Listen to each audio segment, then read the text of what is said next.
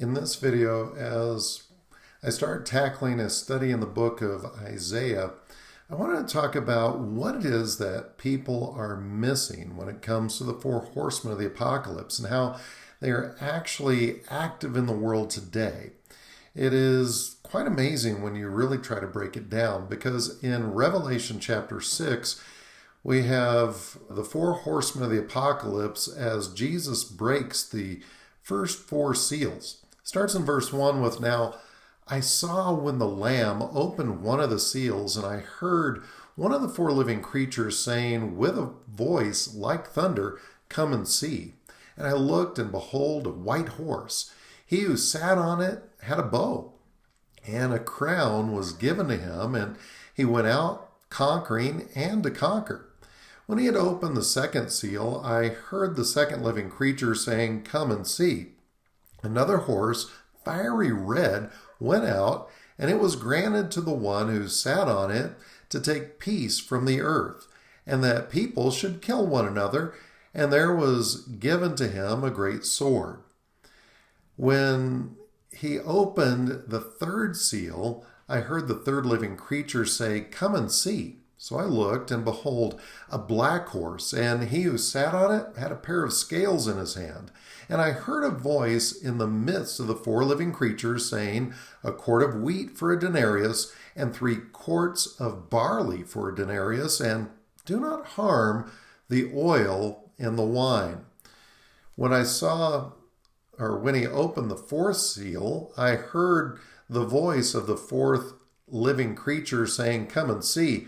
So I looked, and behold, a pale horse, and the name of him who sat on it was Death, and Hades followed with him. And power was given to them over a fourth of the earth, to kill with sword, with hunger, and with death, and by the beasts of the earth."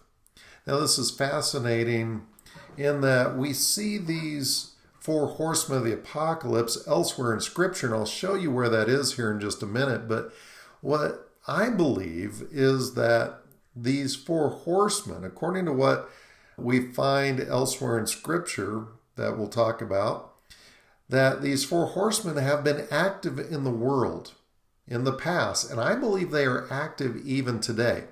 And the way I break these down, I identify the white horse, the rider of the white horse, as the charismatic dictator. This charismatic dictator is one who comes in and claims to bring peace, or brings peace through his leadership and rule. And that is why he has a bow without the arrow. And I'm sure if you've done any amount of Bible study in the past, you've heard people talk about this before. But how many nations have we seen over the years that have had a charismatic dictator claiming that they're bringing peace? They bring order to a society, but not in a godly way and not in a democratic or democratic republican way, but just as a dictator, they're able to control and organize and subdue. And I think that the ultimate fulfillment of this is in the actual rise of the Antichrist. But it's interesting, the Apostle John in his epistles, specifically 1 John, he actually identifies that there is not only the ultimate Antichrist, but that there are many Antichrists. In fact, there is the spirit of Antichrist. And so this charismatic dictator, there have been many types. There have been many prototypes even of this charismatic dictator, the forerunners, if you will, of the Antichrist. Also, when we look at the second seal and the second horseman, the fiery red horse, this is war. I call this the revolution. It is not just war. A lot of people just narrow this down to war. In our day and age, we're seeing peace being taken from the earth. So you'll notice that it actually says, another horse, fiery red, went out, and it was granted to the one who sat on it to take peace from the earth. and the people should kill one another. And there was given to him a great sword. So yeah, this is definitely a revolution. This is definitely war. That's not a bad interpretation, but notice that it doesn't specify war. So that does raise the question, could the Red Horsemen be creating lawlessness in societies? Could it be taking away the ability of government and police, law enforcement, if you will, to stop the murders in society and allow that peace to be taken? And of course, with the black horse, I say that this black horse has economic power, economic devastation, because it has this pair of scales. And this definitely relates, in my humble opinion, to socialism, communism, Marxism, for a broader blanket. And in our modern society, we see dictators rise, create a revolution, and then institute Marxism, claiming that they're bringing some sort of equity to the people, when in fact, all they're doing is impoverishing the everyday man, and the elites get to have all the money, all the comfort, and really they get to enjoy the prosperity, the human prospering that is truly meant for all of mankind. And that is why this denarius, which is basically a day's wages, will only buy, when you think of a quart of wheat, basically a day's worth of food. Inflation. Ooh, there's something new. Inflation destroying the value of the currency of a particular country. Inflation and stopping the means of economic prosperity, disrupting the means of people to conduct business, and therefore further enjoy human prospering. And so starvation is a result. And we definitely see that in 2022 and 2021. And I'm sure it's going to get a whole lot worse as governments continue to behave foolishly. They stop the production of energy. They inflate the currencies. They really make it difficult for people to get the food they need. And of course, the dappled horse, or the pale horse, really the sickly green horse. A lot of people have tried to interpret this in various ways. Of course, in World War I, they thought that this was the first use of gases in war. But really, we should understand it to be the result of the other horses, this death and devastation. I believe as you have the Antichrist, the ultimate Antichrist, rise up, bring revolution to the entire earth, or the vast majority of the earth, and then bring economic devastation, then what follows is death and hell on earth, really. Death and Hades followed with him. He was given that power, the power over a fourth of the earth to kill with the sword, with hunger, with death, and by the beasts of the earth. And this is certainly something that we see play out in a country in its final form as the dictator takes over, the revolution occurs, and of course the economic devastation. And then of course, since you don't have an infrastructure, you're not able to buy and sell, you're not able to have any type of human prospering, everything starts to fall apart from there. Death, disease, just gets really bad. We even see this in modern America, in places like Los Angeles, where the rats are taking over because there aren't enough, humans aren't doing what they should to control things. See wild animals moving back in. And I promise to tell you that we've seen this before, and why I think that the four horsemen are already at work today.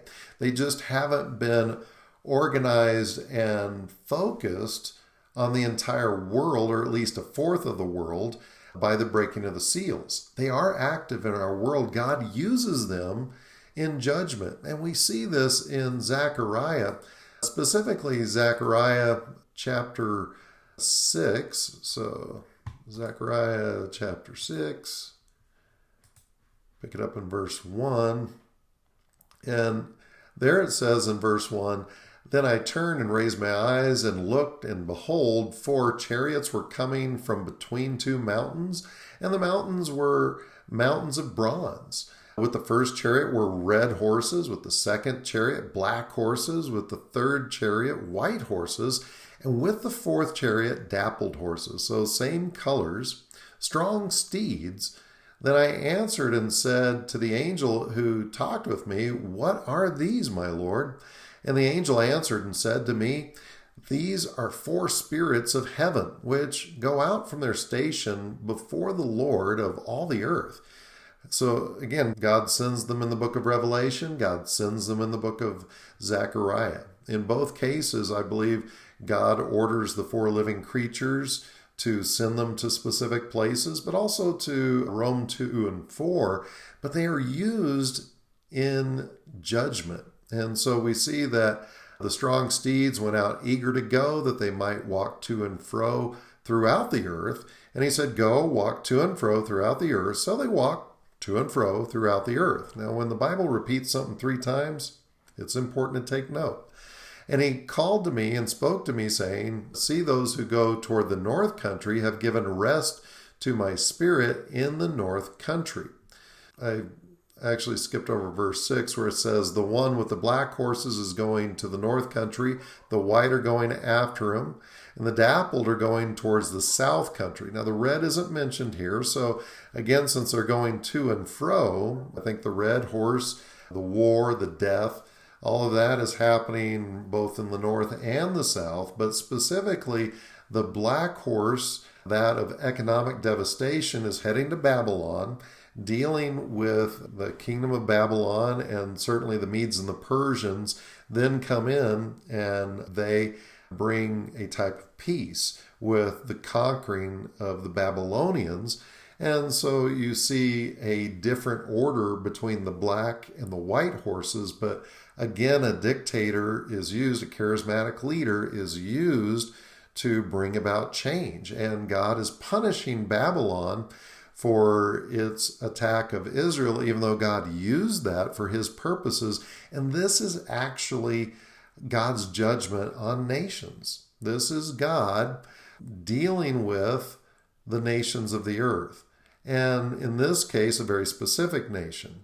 So what we don't see is how these 4 horsemen of the apocalypse have been used in world history, specifically more recent world history, but I believe they've been at work throughout all of creation over the last 6,000 years.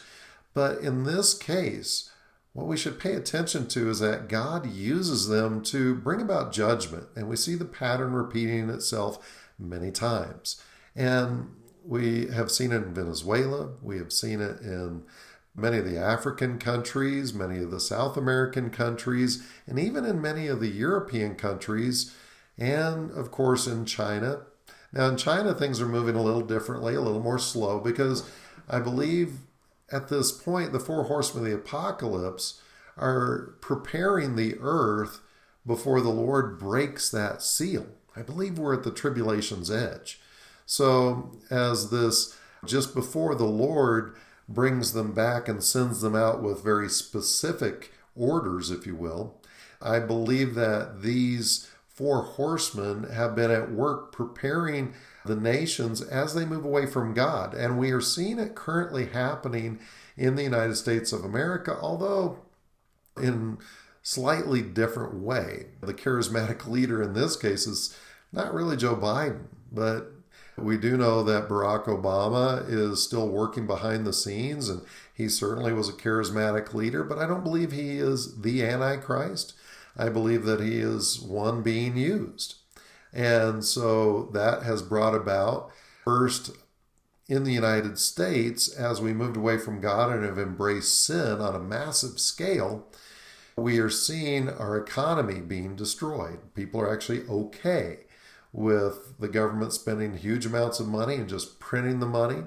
We certainly see a type of revolution. This is a nonviolent revolution in this particular case when it comes to the changes in our society, but it is also a violent revolution in the fact that our cities are literal war zones. They have become war zones as we have moved away from God, and the lawlessness is taking hold. Now, it is not just the four horsemen of the apocalypse at work. It is certainly verses like 2 Thessalonians chapter 2, where our society is embracing lawlessness and looking for the man of lawlessness, the man of perdition. I don't believe the Antichrist is risen to power as of yet.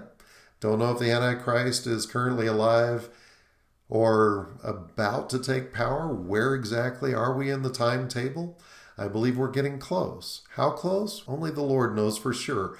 But what we're seeing happening in our society today is a result of God's judgment falling upon not just the United States of America. Look, Europe is going through some radical changes. And isn't it interesting that all of these things are to the north?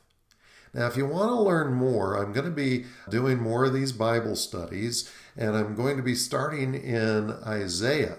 I may be adding other Bible studies. We'll see what I can take on, but I'm going to specifically reteach some of Isaiah. I'm currently teaching that in church on Wednesdays, but I'm going to start putting this on YouTube, and these will connect up. So if you want to see these teachings, just click on the video that if it's live, it'll appear here for you to click on, and look forward to your comments. What exactly do you think? Am I way off base? Do these teachings resonate? The fact is, I believe that many people are missing the four horsemen of the apocalypse at work in our world today. They're missing the falling away. They're missing many of the changes that are happening. And in Isaiah, we're going to see how a nation that once embraced God, that now rejects God, what the Lord does with them. And I hope you'll join me for that. Thank you. Please subscribe, and hope to see you soon. Thanks.